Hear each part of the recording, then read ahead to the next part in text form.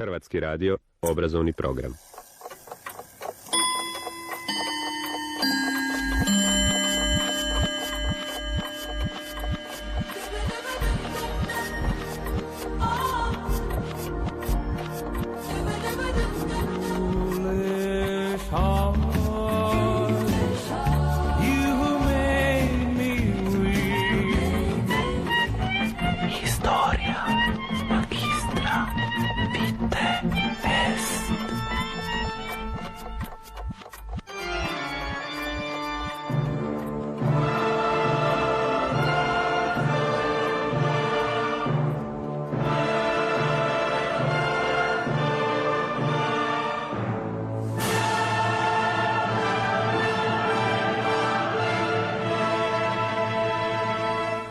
Povijest četvrtkom.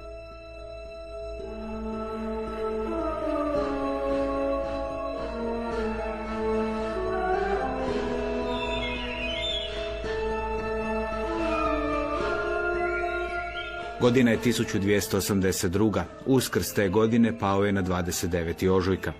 Tjedan uoči Uskrsa na Siciliji bio je miran. U luci grada Messine bila je usidrena velika flota koju je okupio Carlo Anžuvinac, kralj Napulja i Sicilije. Kraljevi ljudi krstarili su otokom i oduzimali zalihe žita, stada stoke, svinje, sve kako bi veliku flotu opskrbili hranom. Kralj Karlo planirao je krenuti na Carigrad, sjedište bizantskog cara Mihajla VIII Paleologa. Godine 1204. križari koji su krenuli na 4. križarski pohod za račun Venecije upali su u Carigrad, zbacili bizantskog cara i utemeljili takozvano Latinsko carstvo. Godine 1261. Mihajlo VIII Paleolog, car Nicejskog carstva, jedne od država nastale nakon križarskog rušenja Bizanta, uspio ući u Carigrad i ponovno uspostaviti Bizantsko carstvo. 20 godina nakon toga Carlo Anžuvinac, jedan od najmoćnijih i najopasnijih ljudi Europe tog doba, odlučio stvoriti svoje carstvo na Sredozemlju. Ključan korak bio je ponovno zauzimanje Carigrada. Zato se u Mesinskoj luci i okupila njegova flota. Zato su po Siciliji krstarili kraljevi ljudi kako bi na sve načine prikupili hranu za Karlovu vojsku. Karlo i njegova vojska neće doći do Carigrada.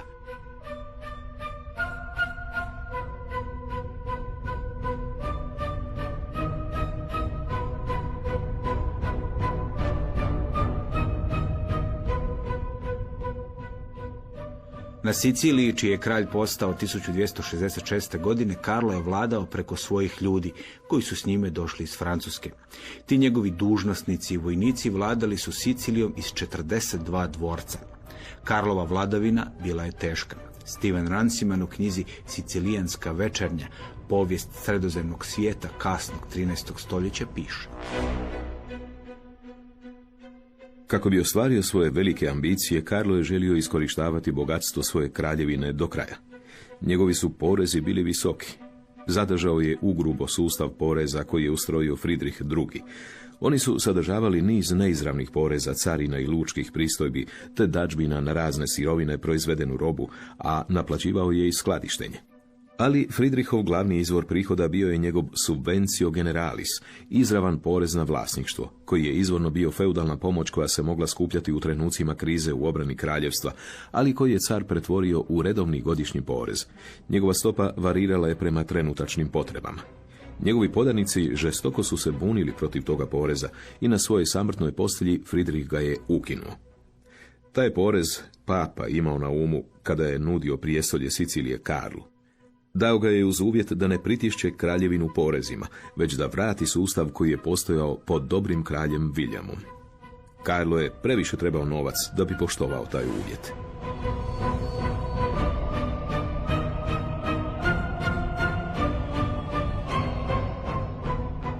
Karlo i njegovi ljudi bili su maštoviti u namicanju novca. Izmislili su nova davanja. Kazneni sustav tako su nadopunili da je većina kazni imala novčanu komponentu. Karlo i njegova vlast nisu taj novac uludo trošili. Gradile su se ceste, posebno se pazilo na luke i lučke gradove.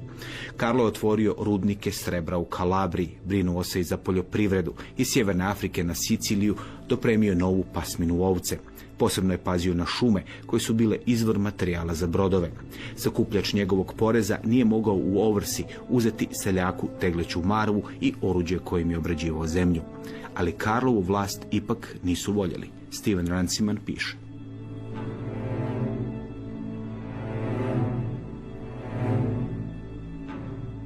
Karlova vlast bila je sposobna i efikasna. Osiguravala je red, pravdu i nešto blagostanja, ali nikad nije bila popularna kod podanika. Oni nisu voljeli vlast koja je bila tako pedantna, tako autoritarna i najviše od svega nisu je voljeli jer je bila strana. Karlo nije vjerovao Talijanima, posebno nakon 1258. i na odgovornim mjestima zapošljavao ih je što je manje mogao. Svi njegovi vodeći dužnosnici bili su Provansalci ili Francuzi podrijetlom. Njegovi visoki državni dužnosnici došli su iz Francuske ili Provance, osim protonotara, čije je mjesto bilo upražnjeno od 1269. do 1283. Znamo imena 125 pokrajinskih sudaca za razdoblje od 1269. do kraja njegove vladavine. Od svih njih, samo 25 su, čini se, bili Italijani. Nakon što je riznica razdvojena od kancelarova ureda, jedan od dva rizničara morao je biti Talijan. Sigurno je bilo Talijana u kraljevom tajništvu i na nižim pravnim namještenjima. To je bilo nužno zbog jezičnih razloga. Ali kralj je inzistirao da francuski bude jezik vlasti. I on i svi njegovi glavni ministri govorili su francuski, to je bilo prirodno. Ali to nije odobrovoljilo Talijane i Sicilijance.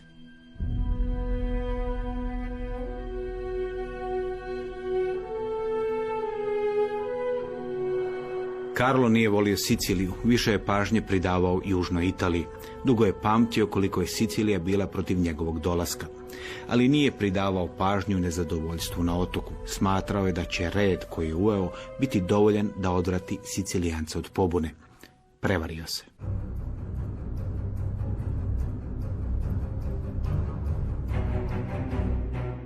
Crkva Svetog Duha nalazila se oko kilometar izvan zidina Palerma. Temelje joj je postavio nadbiskup Palerma Walter Ofamil, koji je bio podrijetlom Englez. Dan kada je postavljen kamen temeljac, došlo je do pomrčine sunca i to se nije smatralo dobrim znakom. Običaj je bio da se na uskršnji ponedjeljak u crkvi održi svečanost. Ljudi su dolazili u crkvu i kako bi prisustvovali večernjoj misi na uskršnji ponedjeljak. 30. ožujka 1282. ljudi su došli pred crkvu i čekali na početak mise. Steven Runciman piše.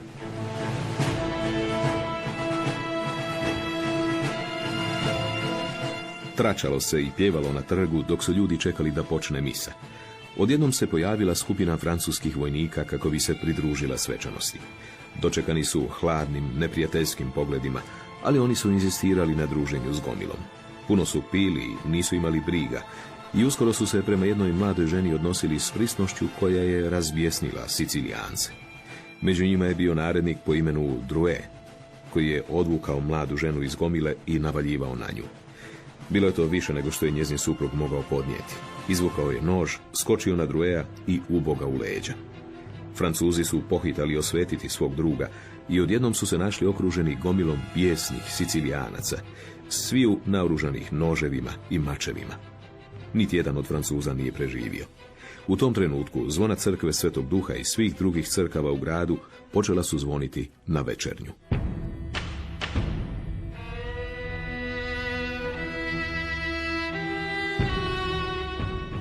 Početkom godine 1282. Karlo je imao puno titula, na primjer kralj Sicilije, Jeruzalema, Albanije, grof Provence, Anžua, regenta Haje, gospodar Tunisa, senator Rima itd.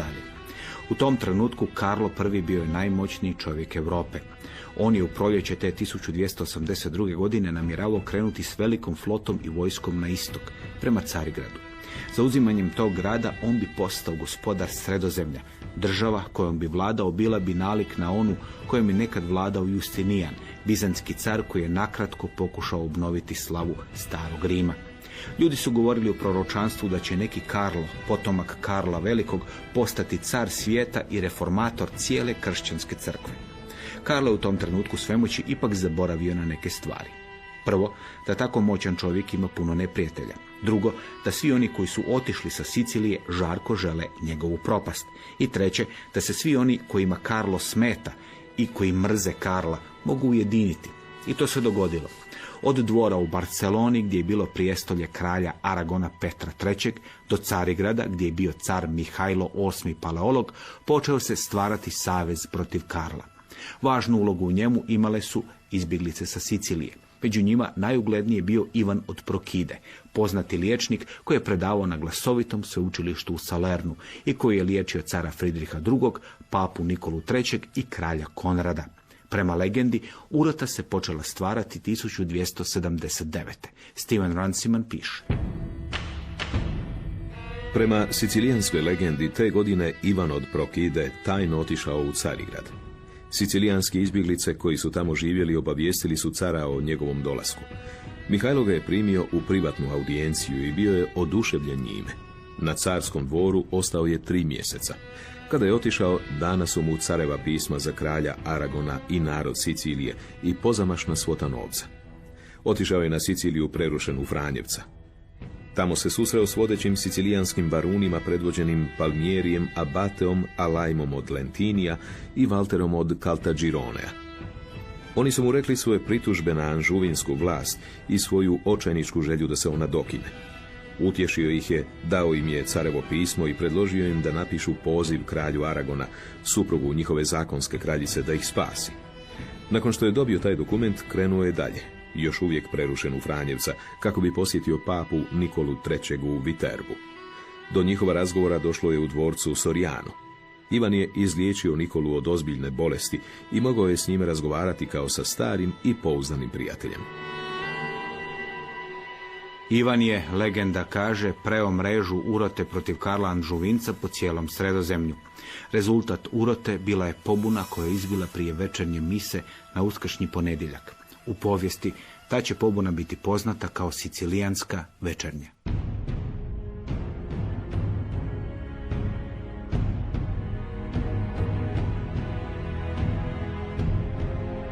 Nakon što su narednik i njegovi ljudi ubijeni kod crkve Svetog Duha, po cijeloj Siciliji počeo ustanak protiv Francuza i vlasti kralja Karla.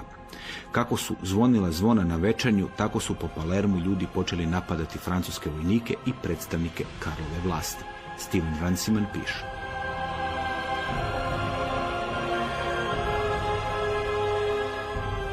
Odjednom su ulice bile pune ljutih ljudi koji su vikali smrt Francuzima. Svaki Francuz kojega su sreli bio je sasječen. Oni su ulazili u krčme u koje su zalazili Francuzi i u kuće gdje su prebivali, nisu štedjeli muškarce, žene, djecu. Sicilijanske djevojke koje su se udale za Francuze ubijene su zajedno sa svojim supruzima. Pobunjenici su provalili u dominikanske i franjevačke samostane i svi strani redovnici i fratri bili su izvučeni van na ulicu i od njih se tražilo da kažu riječi čičiri, čije glasove francuski jezik nije mogao točno izgovoriti. Svatko tko nije prošao taj test bio je sasječen. Do jutra nekih 2000 Francuza, muškaraca i žena bilo je ubijeno. Pobunjenici su držali Palermo. Ustanak će se proširiti i na ostatak otoka. I tako je otok, koji je dugo u srednjem vijeku slovio za najtolerantniji, postao mjesto ubijanja stranaca, govori dr. Hrvoje Gračanin, socijeka za povijest Filozofskog fakulteta u Zagrebu.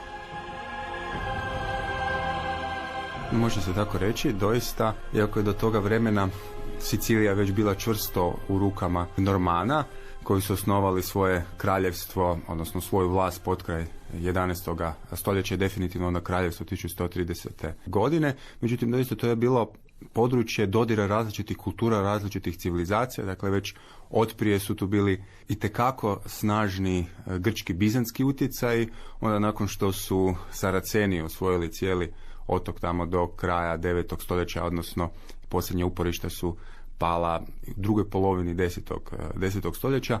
Ta stoljetna, može se reći, vlast Arapa je također ostavila itekakvog traga, tako da se stanovništvo i prilično i izmiješalo, pa je bilo i arapske, muslimanske populacije, da kako bilo je stanovništvo koje je svoje podrijetlo vodilo od doseljenih Grka, Doselili su se i Normani, dakle i ono staro još stanovništvo koje je preživjelo iz rimskih vremena je tu također obitavalo.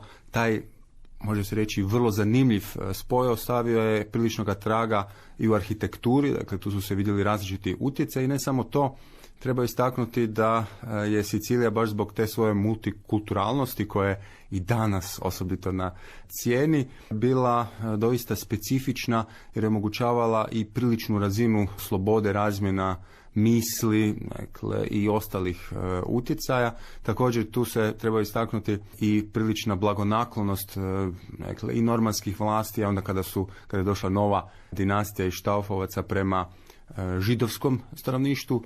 Dakle, doista je, možemo čak upotrijebiti suvremeni izraz, Sicilija je bila svojevrsni melting pot srednjovjekovne Europe.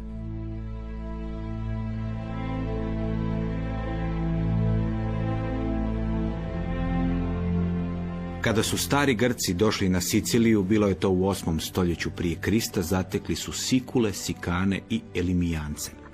Prema ovim prvim Sicilija je i dobila ime. Grci su na otok donijeli masline i vinovu lozu. Središnja ravnica davala je obilje žitarica. To su Grci uvijek trebali. Na toj ravnici, prema legendi, bog podzemlja Had ugrabio Perzefonu, kćerku Demetre, boginje plodnosti i zaštitnice poljodjelstva. Pored Grka na otok su došli i Feničani. Njihova kolonija Kartaga u 3 rata borit će se sa starim Rimom za nadzor nad Sicilijom. Taj otok bio i prva rimska provincija. Rimske legije zauzele su ga u 3. stoljeću prije Krista. Godine 535. Siciliju je okupirala bizantska vojska pod zapovjednikom Belizarom. Godine 965. Arapi su zauzeli Siciliju. 100 godina kasnije Normani su zauzeli taj otok. U 12. i 13. stoljeću otok je zajedno s južnom Italijom tvorio ono što se nazivalo kraljevstvo dviju Sicilija.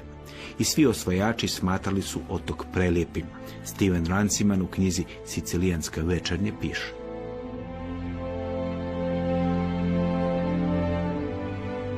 Malo je otoka bolje obdareno od prirode. Njezina klima je blaga i krajolik prelijep, s nazubljenim planinama te smiješećim dolinama i ravnicama. Čak i učestalost potresa i uvijek prisutna prijetnja Etne, iako su stalni podsjetnici mušičavosti prirode, pridonijeli su bogatstvu tla. Čovjek je bio manje blag prema otoku. Geografija ga je postavila na neizbježno bojište između snaga Europe i Afrike i učinila ga nezaobilaznim ciljem svakog tko bi želio vladati Sredozemljem. Njezina priča je priča invazija, ratova i buna.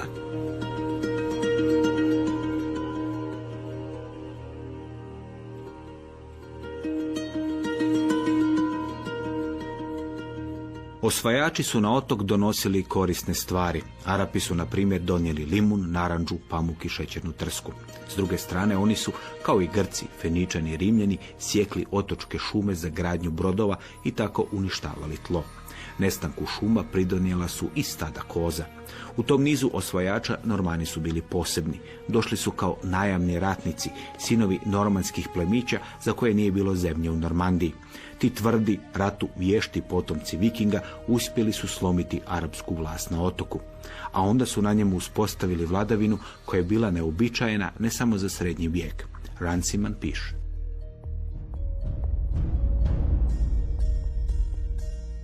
Najizuzetnija crta normanske vladavine bio je uspjeh s kojim su donijeli harmoniju različitim dijelovima Sicilije. Obični Sicilijanac primio je sa zahvalnošću vladavinu koja je bila stroga i paternalistička, ali koja mu je davala bolju pravdu i više blagostanja nego što su njegovi preci poznavali generacijama unazad. Kraljevi su ohrabrivali trgovinu i proizvodnju, sagradili su i subvencionirali veliku trgovačku mornaricu. Tijekom prepada u Grčku, Roger II. Oteo je tkalce svile kako bi unaprijedio tvornice svile na otoku. Zaštita je davana umjetnicima iz mnogih zemalja i tradicija. Velike crkve normanske Sicilije savršeno ilustriraju civilizaciju koja se počela razvijati. Tamo ste mogli naći normanske arhitekte koji su upošljavali grčke i muslimanske zidare i koristili bizantska strukturalna rješenja, arapske dekoracije te bizantske umjetničke mozaike i sve to integrirali u stil koji je harmoničan i jedinstven. Car Svetog Rimskog carstva i njemački kralj Fridrih II. u čijim je venama tekla krv normanskih vladara Sicilije, nastavio vladati otokom po uzoru na svoje normanske pretke. Ljudi srednjeg vijeka Fridrihu su dali nadimak Stupor Mundi, čudo svijeta. Fridrih II. Je bio posebna ličnost i to su već prepoznali suvremenici. Vrlo vjerojatno te najposebnije ličnosti izazivaju krajnje oprečne osjećaje, dakle ili su ga obožavali ili su ga do kraja mrzili. Čini se da osjećaji nisu bili negdje po sredini, dakle uravnoteženi kad je on bio u pitanju, dakle on je bio izdanak te vrlo moćne njemačke vladarske loze Štaufovaca.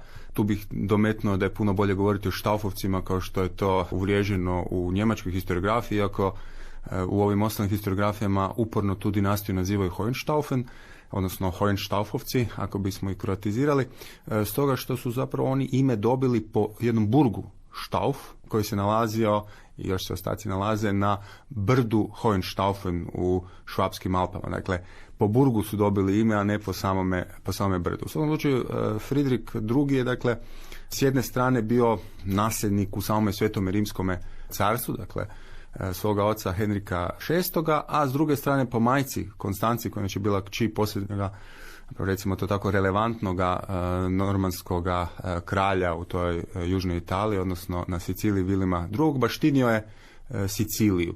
I tu je zapravo ležao korijen problema u odnosima s papinstvom. Dakle, bez obzira na to što je stajao Fridrih kao dijete, jer mu je otac prerano umro, zapravo je onda interese dinastije Štaufovaca u Njemačkom Svetom Rimskom carstvu branio Fridrihov stric Filip Švapski. Riječ je o, inače, Honoriju III, pape koji je onda bio Fridrihov skrbnik. Bez obzira na tu činjenicu, pape su morali štititi svoje interese u Italiji, a bilo je krajnje nezgodna činjenica što su Štaufovci, ako bi zavladali, dakle, u cijelosti i u južnoj Italiji, odnosno na Siciliji, pa onda vladali i u Svetom Rimskom carstvu, zapravo samo papinstvo, papinska država našla bi se pritješenja na dvije strane, što bi se reklo između čekića i nakovnja.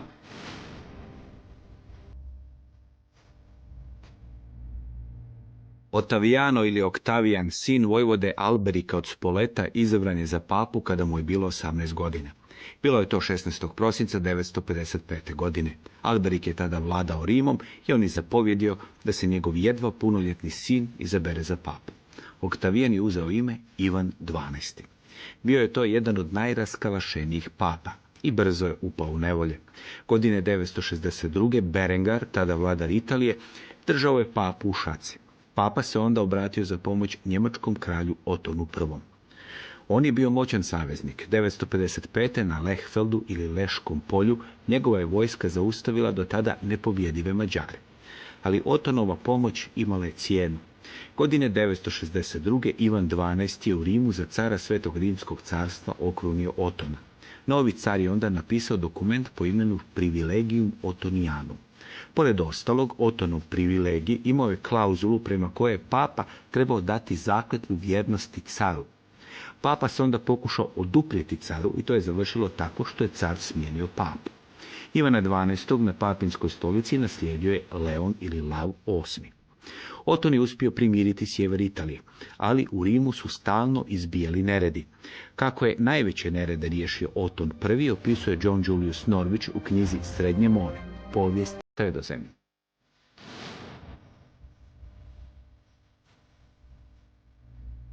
Godine 966. car je bio suočen s ozbiljnim neredima, koje je uspio suzbiti tek nakon što je ispred Lateranske palače za kosu objesio prefekta grada na konjenički kip Marka Aurelija. Sjećanje na Otona prvog velikog proganjalo je mnoge pape. Mogućnost da se jaki njemački car utvrdi u Italiji značila je mogućnost da papa bude njegova lutka. Papinstvo je djelovalo i kao svojevrstan regulativ, dakle, legitimiteta bilo koje vlasti u srednjovjekovnoj Europi. Dakle, i u tom smislu onda su i podržavali Fridriha, odnosno njegova prava na carsku krunu, osobito kada se vidjelo da novi kandidat kojega je isprva podržavao tada još Inocent III. Nije također pokazao osobitu sklonost da štiti papinske interese. Riječ je o Otonu IV. Koji je bio bavarski vojvoda, inače iz dinastije Welfa, koja je bila žestok suparnik Štaufovaca i zato je bio i odabran od Inocenta III. Naime, kada se vidjelo da i taj Oton IV. Ne mari uopće za papinske interese i ne želi dati jamstva da se neće upletati u prilike u Italiji, onda se papa opet okrenuo Fridriku kao legitimnom nasljedniku štaufovske vlasti u Svetom Rimskom carstvu. Dakle, odnosi pod Honorijem su onda, koji je bio nasljednik Inocenta III. Lavirali između određene naklonosti pa sve do neprijateljstva, uz taj kamen spoticanja što se ticalo, dakle, štaufovskog utjecaja u samoj Italiji. Velika stvar za prijepor je bila činjenica što je Fridrik morao, kao što je to bilo uobičajeno, preuzeti na sebe obvezu pokretanja križarske vojne, jer se već na to bio obvezao njegov prerano preminuli otac Henrik VI, koji je zbog toga, kako što je prerano umro i nije mogao doista otići u tu vojnu. Fridrik nije imao problema s tim, to je bila inače i prilična čast i to je još vrijeme, dakle, prva desetljeća 13. stoljeća, vrijeme kada su doista i vladari, ali i obični ljudi srednjovjekovne Europe bili prilično prožeti tim križarskim duhom, ali je htio to pod svojim uvjetima, a ne onda kada je papa to zahtijevao.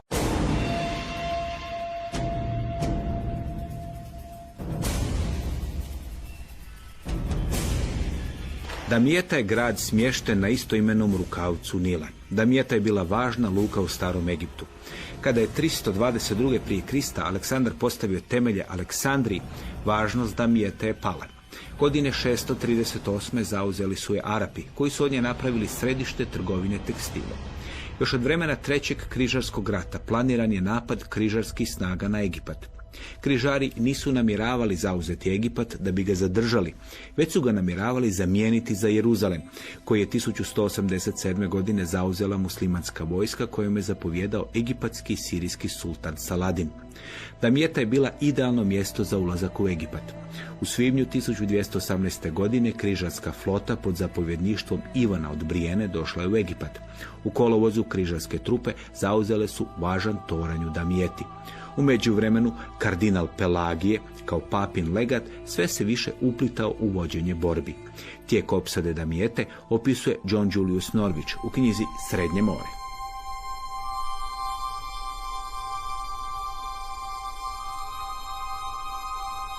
Opsada je bila teža nego što se očekivalo. Trajala je 17 mjeseci i baš prije njezina kraja egipatski sultan Al-Kamil u očaju je ponudio cijelo Jeruzalemsko kraljevstvo zapadno od rijeke Jordan u zamjenu za odlazak križara iz Egipta. Tu je ponudu idiotski odbio kardinal Pelagije, koji je bio odlučan zauzeti Kairo i cijeli Egipat. Damjeta je pala 5. studenog 1219. godine, ali se rat razvukao na još 2 godine i nastavio bi se još i dalje da križarsku vojsku nisu zarobile poplave Nila. Iz toga se ona izvukla samo predajom. Križarski pohod, koji je zamalo bio uspješan, pretvorio se u katastrofu.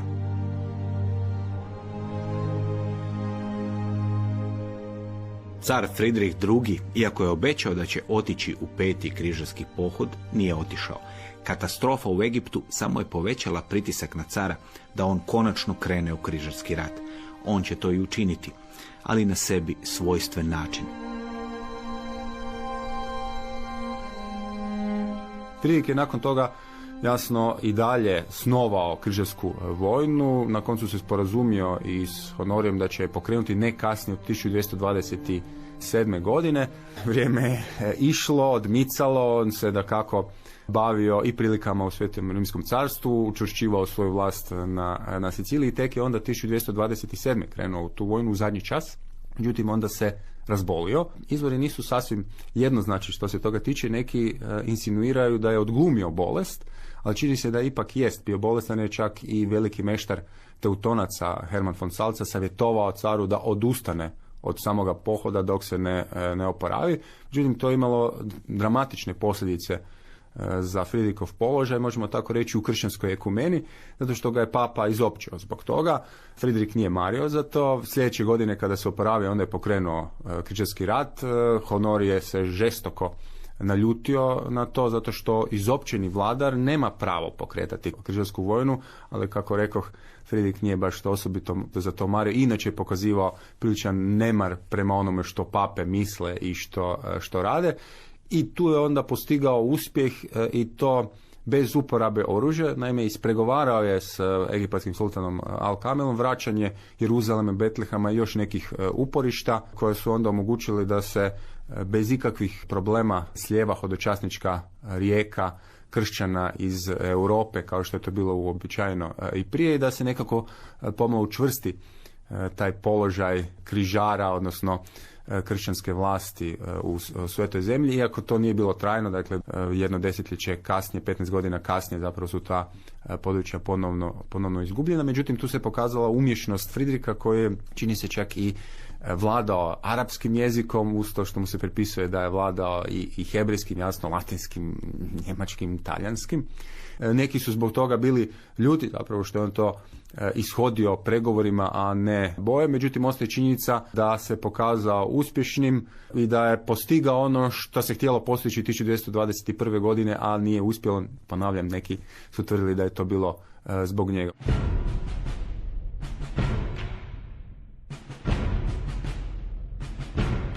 U siječnju 1251. godine glasnik je došao u Lyon gdje je živio papa Inocent IV. Taj papa pravim imenom Sinibaldo Fieschi bio je izabran 1253. godine. Prije toga papinska stolica bila je prazna 18 mjeseci. Kada je Fieschi izabran za papu, car Fridrik II. Puno je očekivao od njega. Papa je pak u strahu od tog očekivanja pobjegao iz Rima i smjestio se u Lyonu pod zaštitom francuskog kralja Luja IX. Od tada papa i car bili su u stalnom sukobu. Godine 1244. Inocent je sazvao veliki koncil u Lyonu, koji se trebao održati sljedeće 1245. Fridrik je reagirao uhićenjem više od 100 biskupa, koji su u pomorskoj bitci kod Melorije pali u ruke Pizanaca.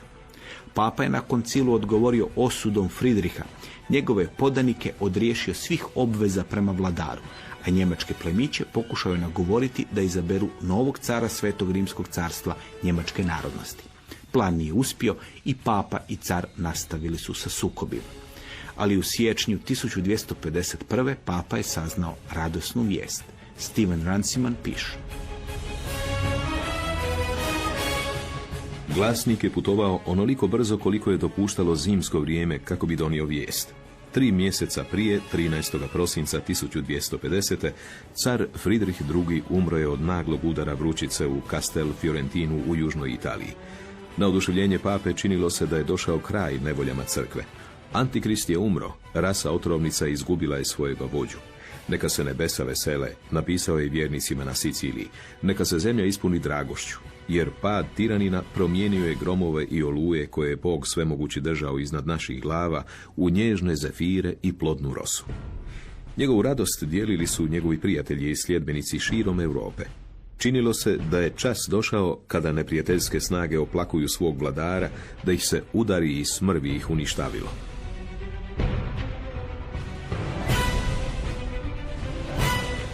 Radost Inocenta IV. Nije teško shvatiti. Fridrik II. Bio jedan od najvećih suparnika papinstva. Njegovom smrću, činilo se, nastupio je dobar trenutak za papu i za sve protivnike cara.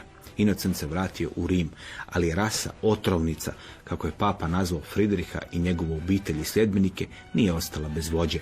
Fridrik je iza sebe ostavio sinove, zakonite i nezakonite.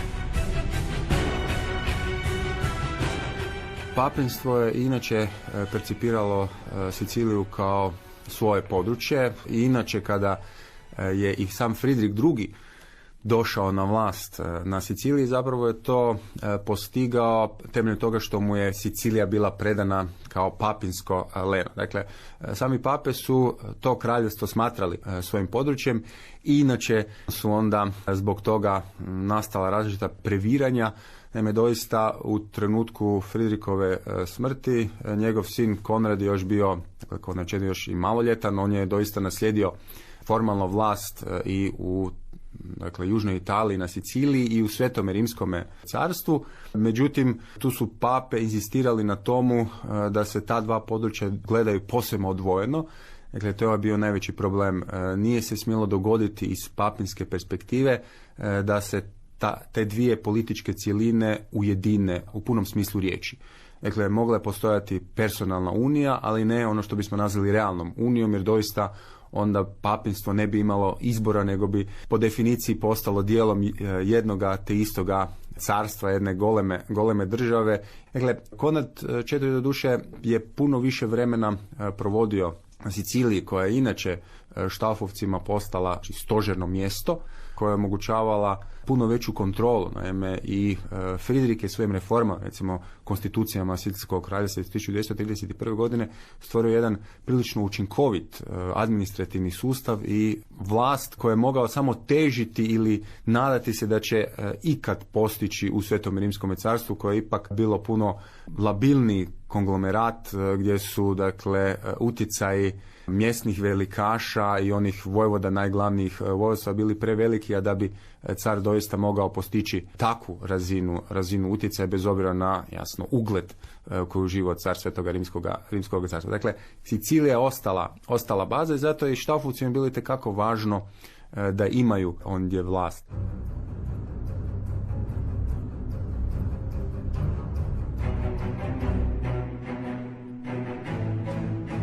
Fridrik II. Imao je 11 nezakonite djece. Od njih najmiliji mu je bio Manfred, rođen 1232. godine. Kada mu je bilo 25 godina, Manfred je zagospodario Sicilijom. 10. kolovoza 1258. okrunjen je za kralja tog otoka. Steven Runciman ovako opisuje Manfreda.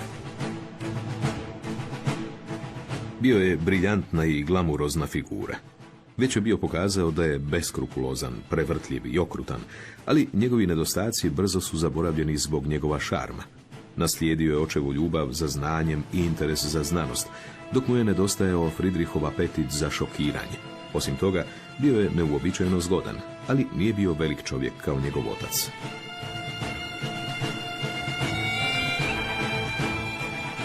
Manfred je bio energičan u vođenju rata i u diplomaciji, ali poslovi vladanja nisu ga baš privlačili. Manfred se u vladanju oslanjao na obitelj Lanča, njegove rođake koji su bili podrijetlom sa sjevera Italije. Lanče su poticale Manfreda da pokuša krenuti očevim stopama i da zavlada cijelom Italijom. Papa je možda mogao dopustiti da Manfred vlada na Siciliji i južnom Italijom, ali da se Štaufovac utvrdi i na sjeveru Italije i tako opkoli papinske zemlje, to se pak nije smjelo dopustiti.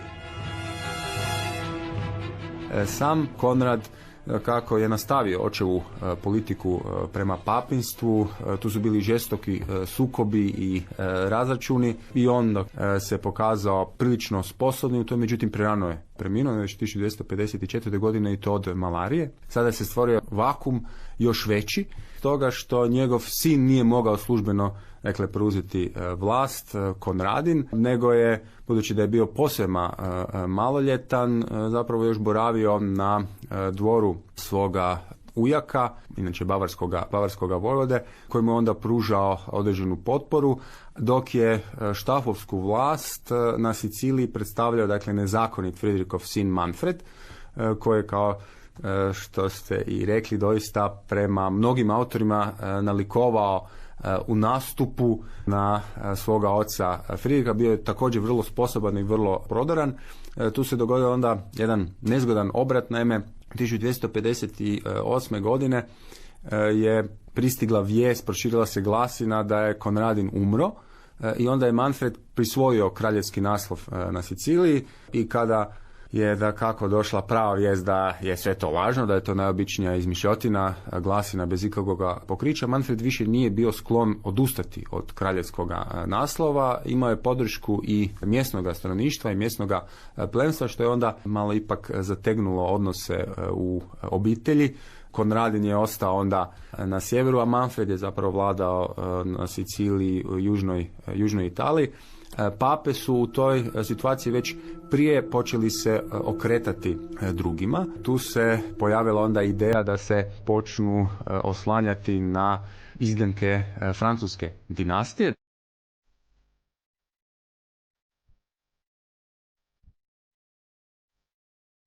Papa Inocen IV. Tražio je kralja Sicilije po cijeloj Europi. Siciliju je prvo nudio Rogeru od Cornwalla, pa onda i Karlu Anžuvincu. Obojica su isprva odbili. Onda je ponuda došla do Henrika III, kralja Engleske, koji je smatrao da je Sicilija idealna za njegovog sina Edmunda. Kralj Henrik godinama je najavljivao odlazak u križarski pohod i marljivo je u to ime skupljao poreze od svojih podanika. Ali njemu se nije išlo u rat na istok. Pored toga napustiti kraljevinu bilo bi opasno. Zato je Henrik III skovao na izgled sjajan plan. Novac će upotrijebiti kako bi za svog sina Edmunda dobio Siciliju. Privid križarske vojne održao bi se tako da bi se sveti rat protiv Manfreda predstavio kao rat protiv nasljednika Antikrista, koji je do 1250. vladao svetim rimskim carstvom. Steven Runciman piše. Je li mladi Edmund, kojemu je tada bilo 8 godina, imao svoje poglede na sve to, nije poznato. Sigurno je bilo da Henrikovi podanici nisu dijelili njegovo oduševljenje. Uzeli su mu za zlo poreze koje im je nametnuo. Da je novac uistinu bio određen za pomoć kršćanima u svetoj zemlji i borbi protiv nevjernika, možda bi to trpjeli bez prigovora. Sveti rat protiv Hohenstaufovaca nije imao istu privlačnost. Nije bilo dobrog razloga zašto bi se engleski novac trošio na rat u Italiji kako bi se zadovoljila kraljeva taština. Sicilijanski poslovi, kako su Englezi to zvali, prijetili su da uzdrmaju moć engleske monarhije.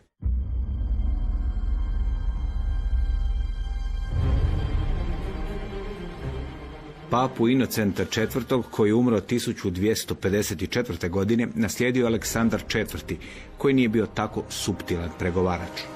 Inocent nije baš bio siguran da će postavljanje osmogodišnjaka za protukandidata Manfredu biti tako dobar potez. Aleksandar s tim nije imao problema. Aleksandar i Henrik ugovorili su uvjete. Ključan uvjet bio je da engleski kralj papinskoj riznici plati svotu od 135.541 marku.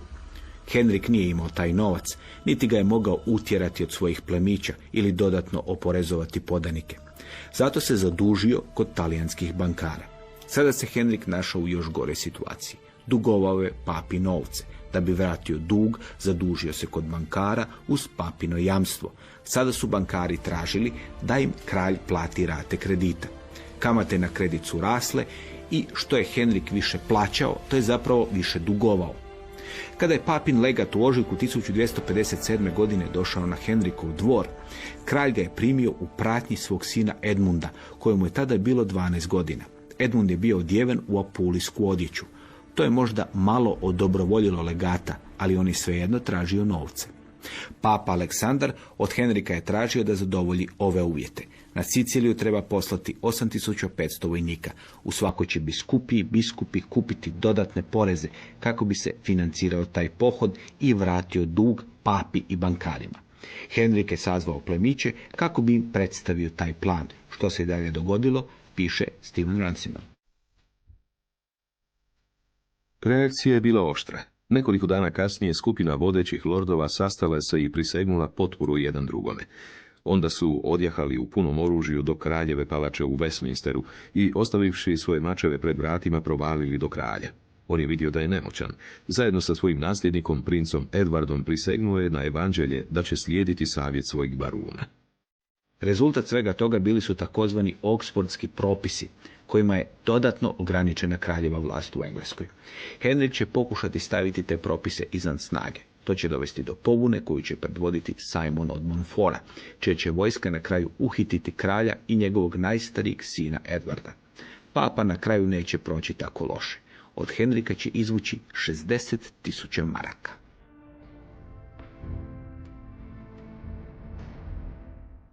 Odabran je bio brat Luja IX. Svetog, Karlo Anžuvinski, odnosno grof Provence, dakle Anžua imena, jedan bez daljnjega od najistaknutijih velikaša u Francuskoj i ne samo to, također vrlo sposobna i vrlo prodorna osoba koja je odlučila iskoristiti tu situaciju čim je to bilo moguće. Isprva to oslanjanje papa, odnosno ponuda koju su iznijeli pape Karlu, nije pala na plodno tlo, između ostaloga iz toga što su pape zahtijevale prilična jamstva da sada Karlo Anžuvinski neće postupati na isti način kao Štafovci. S druge strane, što je Louis IX bio legitimist i u tome času, kada su dakle prve te ponude bile iz 59. 4. godine. Još je službeno Konrad, pa onda Konradin nakon njega bio vladar. Dakle, bez ikakvoga sporenja, bez ikakvoga prijepora na Siciliji, pa se Luiju to nije činilo najzgodnijim da se upleće u pitanja nekoga drugoga monarha i da krnji njegova prava. Međutim, nakon te, možemo slobodno reći, Manfredove uzurpacije, stvari su se promijenile zato što je sada Luij IX, odnosno njegov brat Karlo Anžuvinski, mogao nastupiti kao svojevrstan zaštitnik legitimnih prava, odnosno ta uzurpacija se trebala spriječiti i onda su otpočeli pregovori koji su vrlo brzo urodili plodom. Naime, Karlo Anžuvinski je dobio formalno Siciliju kao leno od pape, a onda odmah nakon toga je bio i okrunjen za sicilskoga kralja, dakle ono što bi se reklo latinski in spe, dakle u nadi da će to onda i ostvariti jednoga dana. Međutim, Manfred inače i nije gubio vrijeme, već prije se pokazao prilično, dakle, propulzivnim u tim sukobima s papom, pa je čak i 2 puta porazio papinsku vojsku 1254. 1257. drugi put. Dakle, i to je bio jedan od razloga zašto su se onda pape počeli okretati i Francuzima, jer su vidjeli da na bojnome polju nisu dorasli Štaufovcima, nisu dorasli Manfredu.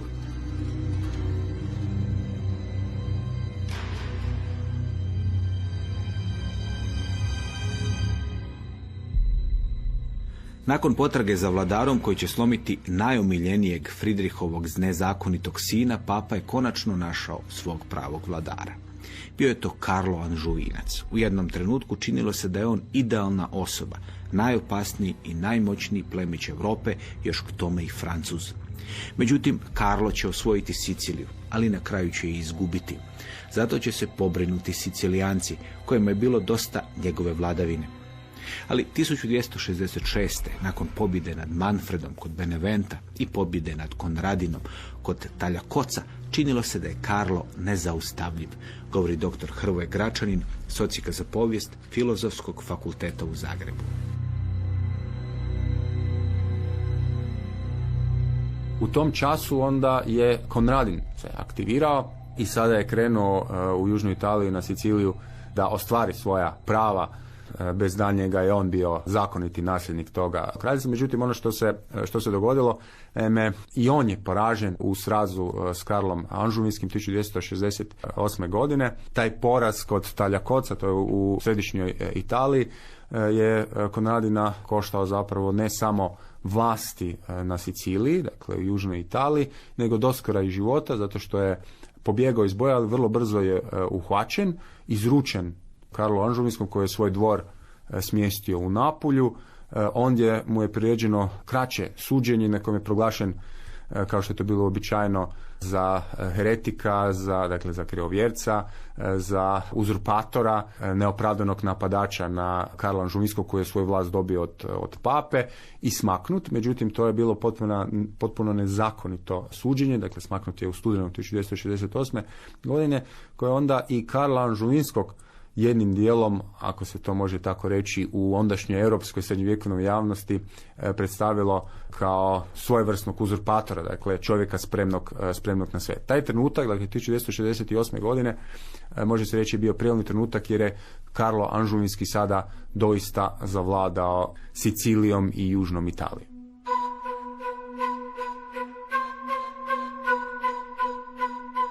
Poštovane slušateljice i slušatelji, slušali ste Povijest četvrtkom, emisiju obrazovnog programa Hrvatskog radija. Sljedećeg četvrtka završit ćemo priču o sicilijanskoj večernji. Današnju emisiju za vas su napravili glazbeni urednik Maro Market, tekst čitao Ivan Kujundžić. Emisiju snimio Danko Kuretić, a uredio i vodio Dario Špelić. Lijep pozdrav i do slušanja.